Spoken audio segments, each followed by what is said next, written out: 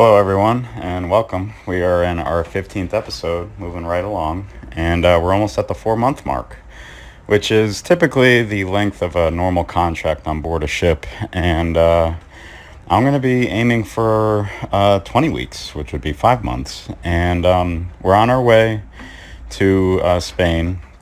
We just left Antwerp. We were there for a long stay, at least a week. And ship's kind of rocking and rolling. If you look at the shades, they're kind of moving. But let's take a look outside. We haven't been outside in a while. And it actually looks kind of nice out there. It was raining pretty heavily earlier. We do have some waves, and as you can see, we have no containers on board. We are an empty ship right now. So the slightest wave will knock us around. So it's going to be an interesting couple of days until we load up more cargo. But yeah, when it's raining really hard, if the hatches down below in the engine room aren't tightly secured, it will actually rain in the engine room, which you definitely don't want. But the weather looks a lot better than what it was earlier, so let's hope it stays this way or it gets even better. But let's head back in and see what we got going on for this week. We have some interesting random facts and about 5 soundtracks that I thought I'd go over with you that I think are pretty interesting. But let's check it out. Alright, hello. And as I mentioned, we just left Antwerp. We were there for a week for a lot of extensive maintenance, and it was really busy, and lots of cleaning. I had to jump into several tanks and help clean out air boxes, and I had oil and sludge all over myself, all over my face, head to toe, and it was pretty difficult and crazy, but we got a lot of work done. Unfortunately, there's still a lot more work to go. We had overhauled our turbochargers on our main engine. We cleaned out a lot of our sludge tanks. We cleaned out the scavenger air boxes for the main engine.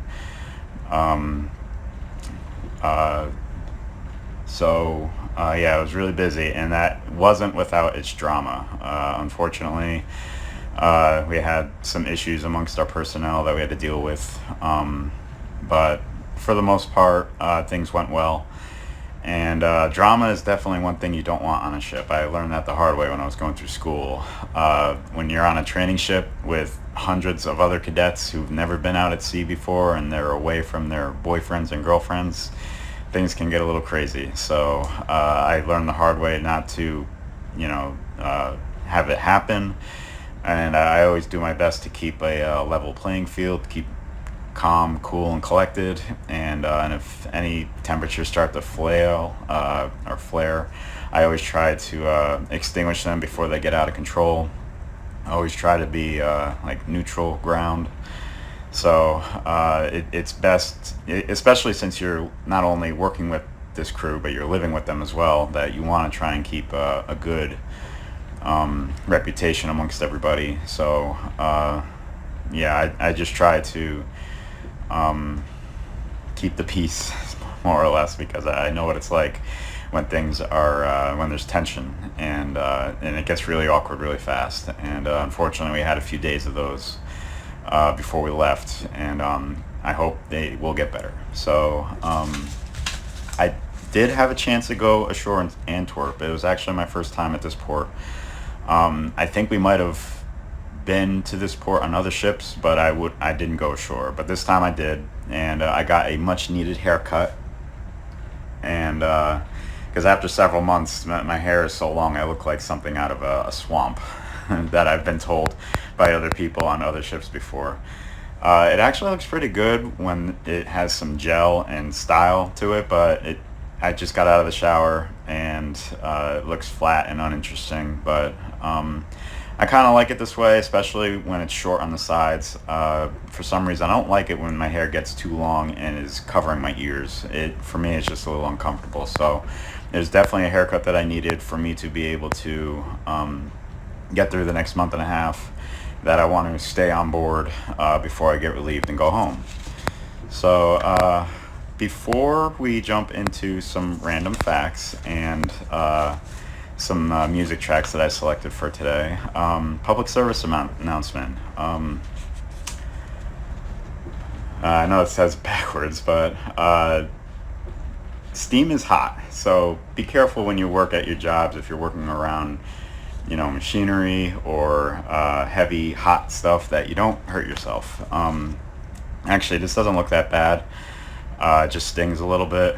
Think of it as like a really bad blister, and I know some people out there are going to be concerned, but it's alright. It's just I do steam lance cleaning on board the ship, and kind of nicked me a couple days ago. So yeah, just safety first and always, first and foremost.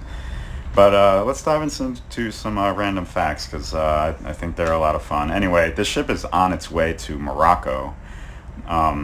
And Morocco was the first country to recognize the United States in 1789, shortly after it became a country in 1776. So a little fact about our next port. And I'm not sure of the accuracy of this next one. I'm sure there's a mathematical equation that proves it, because there are some formulas to solving Rubik's Cubes, but it says that any Rubik's Cube combination can be solved in 17 moves, minimum. And I was like, wow, I wish I knew the formula for that, because I have, attempted Rubik's Cubes, and they are above my pay grade, so to speak. They are very difficult, and I cannot solve them for the life of me. But I have tried looking up ways to solve them, and there are, lots of formulas that you have to follow in order to be able to solve them, and I just couldn't do it. It was just above my head. But it says that's any combination that you put into a 3x3 Rubik's Cube can be solved in 17 moves. I remember going to a museum, and they actually built a Lego Rubik's Cube solving machine, and I couldn't believe it.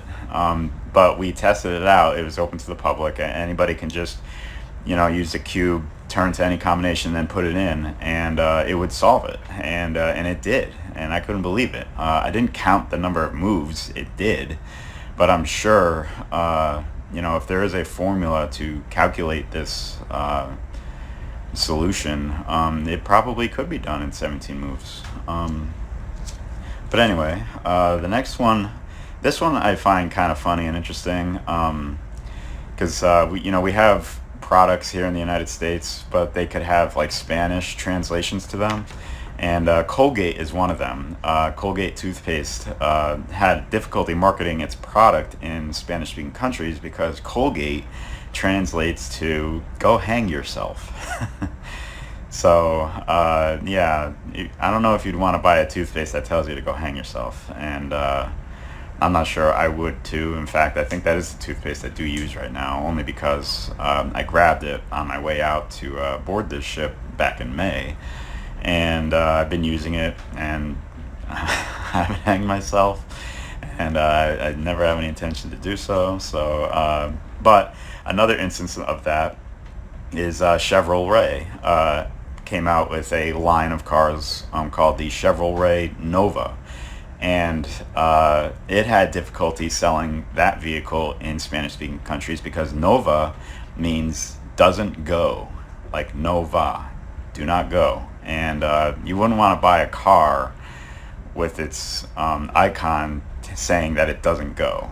That it's not good marketing tactic there. So I always thought that was kind of funny. And then newspapers actually gets its name from when local towns would start publishing their papers with information that came from the north, south, east, and west.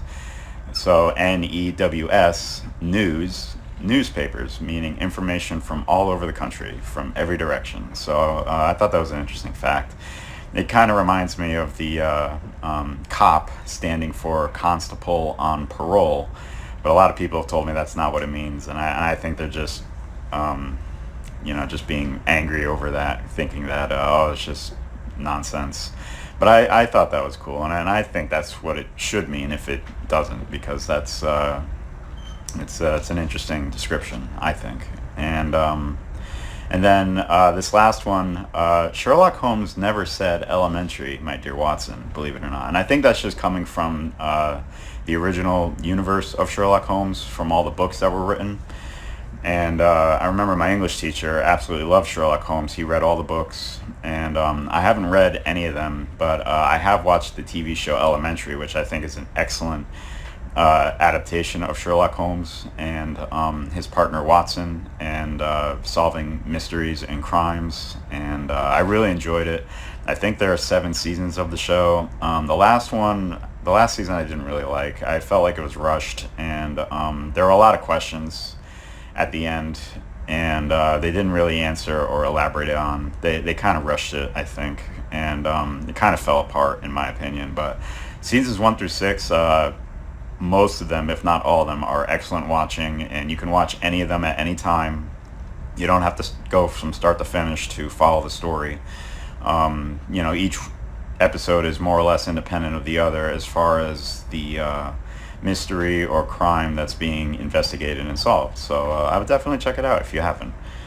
I don't know where the phrase elementary, my dear Watson, came from otherwise, if the original creation of Sherlock Holmes never said it, but I'm sure it came along at some point and it just stuck with everybody. They associate that with Sherlock Holmes, one of the greatest minds of investigating detectives for mysteries and murders out there. So let's go ahead and dive into some music. I have 5 tracks, and I try to keep them among different platforms and games. And once again, this is for entertainment purposes, so I'll just leave it at that. I'll have all the detail and description in the details below in the description of the video. But for this first one, let's get it going. This one comes from a later game from 2021, last year actually, from a game called Tormented Souls for the Nintendo Switch. So it's one of our latest console gaming soundtracks that we're listening to. And I really like this one. I know my mom does, because I actually asked her for help on one puzzle in this game. It mirrors a lot of elements from the Resident Evil series, and it was a lot of fun. I loved all the puzzles except for 2 of them. One of them took me a long time to figure out, and then the other one was just impossible, in my opinion. I had to look up just a little bit of help to solve it, and it was way too convoluted and ridiculous to make you think on your own on how to solve it. But one of the puzzles that gave me a hard time was in the main hall, and that's what this music is. It's the main hall theme, and I heard it so much, and I listened to it so much because I was trying to solve this one puzzle, that it just kind of got burned into my memory, and I play it in my head every once in a while. And I know my mom likes it because she was helping me with the puzzle, and eventually I did solve it. In fact, I eventually did go on to beat the whole game. But the theme of this song just gives me a sense of like fear and hope, because in the same room there are a bunch of different statues, and again, you're in a dark like mansion turned a hospital, and in this main hall there are statues and waiting rooms, and the register and counter for check-in. But on one of the upper levels there's a statue of 2 girls with angel wings to depict their innocence, and one of them is crying and the other one is consoling them. And the music just makes me think back when I would watch other YouTubers post videos of them telling stories of others murdering people or kidnapping people or sexually assaulting other people. And this song just makes me think of the fear that some of those people must have felt in those instances of people kidnapping them or hurting them or killing them. And it just, the level of fear that you would feel is just unimaginable and indescribable. But the girl statue consoling the other also suggests hope that maybe there's a way to get out of this, a way to heal, and a way to move on. And I think the theme of this song kind of, triggers those emotions really well, and I think it's nice and interesting to listen to. So we'll just finish listening up to this song in just a moment, but the next one is really relaxing, and I'm going to go ahead and set my timer for this one. So we'll go ahead and start it. And this one is from Metroid Prime 2. It's called Hydro Dynamo, but it may be under a different title. I know some songs can get different names as composers work on them, but this one is kind of like a remix of I think Super Metroid for Meridia, which was the water stage of the planet that you're exploring to try and find this final Metroid. And it's really relaxing, it's really mysterious, and it also has a water theme to it. I enjoy listening to it on occasion if I just need something to wind down and listen to, either before I go to bed or to reduce my stress after a hard day. And God knows I've had many of them already, especially during this long maintenance period in Antwerp. But it has a good theme. I remember that part in the game, it was really difficult. There was one boss that, because you're fighting in water, you're slow moving, and you're fighting against like a giant mutated shark, and it's really difficult to maneuver and fight back. So it does give a little bit of anxiety, I guess, but it's a good theme, and I hope you liked it too, because along with a lot of these games comes music that you have to play the game to appreciate, but I'm trying to make it so you don't have to play the game and can enjoy it just as well. So we'll give it another minute. The next song comes from a PlayStation game that I really enjoyed. It's kind of like the sequel to what is considered one of the greatest games on the Super Nintendo, which was the Chrono Trigger game. This one is from Chrono Cross, and it's just a lot of fun. It has a lot of great tracks, but a lot of them were designed for gameplay. So there are a few other tracks that you can listen to for Chrono Cross that you don't have to play the game for. I'll see if I can include them maybe in the next video if I think they're acceptable. But this next one, we're going to go ahead and start it. Okay, go. This one is called Lizard Dance, and this is like one of the first areas of the game that you get into after Surge, the character you play as, wakes up and he's in his village and he has to go and collect some accessories for his girlfriend to build like a pendant or a necklace. And you have to go into like a small forest, and it plays this music while you look for these creatures to obtain these materials. And it's just fun. And I love the beat as it increases, as the song builds up to its normal theme. And I think it's a lot of fun. It has a tropical sense to it because you are along the beaches of this world that you're playing in. And, it's just relaxing, fun, and interesting. And that's all it really is. And I sometimes think of it when I'm on those cruise ships that I've been on. I don't really play this music when I'm down in the engine room. I have other songs that I play in my head when I am working, but this one, I do enjoy it because it is at the beginning of the game, and yeah, just a lot of fun. I know I've said that 100 times already, but there's not really much more else to really describe it. Now this next one is really interesting, really different. I wanted to try and again keep this unique, and I've heard differing opinions about this game and its music, and I think its music is great. A lot of it again was made for gameplay, but I think this soundtrack, we'll go ahead and start it in a minute,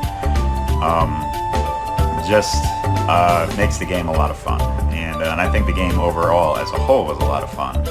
This game it was called Lego Island, and